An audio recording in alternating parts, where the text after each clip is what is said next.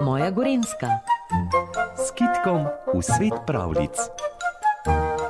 Radio Sora v vaši družbi in tudi v današnjem torkovem popoldnevu se bomo s Kitkom potopili v svet pravljic. Danes nam bo Anja Košir iz knjižnice Ivana Tavčarja Škofja Loka prebrala irsko ljudsko pravljico Prevarani velikan. Objavljena je bila v zbirki Pravljice za leto in dan, prevedel pa jo je Cvetko Zagorski. Na Irskem je živel velikan, ki mu je bilo ime Fingal. Toda tudi on kraj morskega preliva, na Škotskem, je živel velikan in ta velikan je zvedel za Fingla. Kdo je ta Fingal? Je rekel velikan na Škotskem.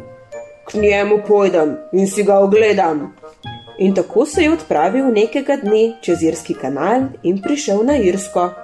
Ko je Fingal to zvedel, se je neznansko ustrašil. Zakaj slišal je, da je škotski velikan za celo glavo višji od njega. In tako je lepega dne zagledal Fingal škotskega velikana, kako jo maha proti njegovemu domu.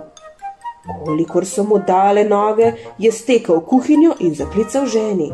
Žena, podvizaj se, škotski velikan bo vsak hip tukaj. Jaz ležem v posteljo in če bo on vprašal, kdo leži v postelji, mu odgovori, da je to najin otrok. In Fingal je legel v posteljo. Njegova žena ga je komaj še utegnila pokriti, ko se je škotski velikan že prikazal na pragu. Kje je velikan Fingal? Je zaril. Pripelji mi ga, da mu preštejem kosti. Pš, pš, je siknila ženska. Še otroka mi boš prebudil. Kakšnega otroka? Tvojega otroka? Je zakričal velikan. Finglovega otroka vendar, je odgovorila ženska in se sklonila nad ogromno telo pod odejo.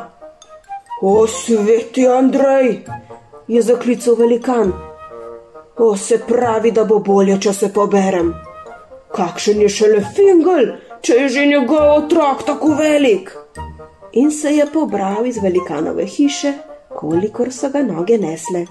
Od strahu ni ne jedel, ne pil, dokler se ni znašel spet na domačih tleh. Fingal pa je vstal in se premeteno smejal. Saj se je lahko, ko pa je tako zvito pretental velikana iz Škotske.